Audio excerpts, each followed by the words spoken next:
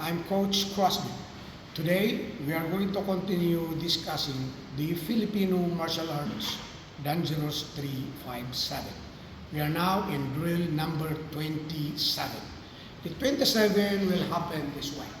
So you cut the collarbone, twist your blade, cut the collarbone again. Now proceed on the elbow, twist your blade, cut the elbow. You just go down, hit the private part, twist it back, hit the forehead. From forehead, it will go down and get the forehead again. So it will happen this way. 1, 2, 3, 4, 5, 6, and stop. It's hard to see, so we will call Francisco here. So this angle, okay? So first, I'm cutting this collarbone. You go down and twist my blade the other side.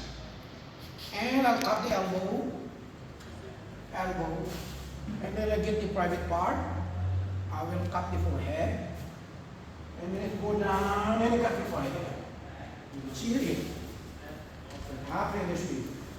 1, 2, 3, 4, 5, 6, and 7.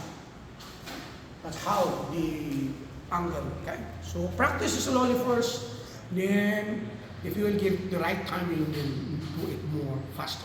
Thank you so much, guys, for watching.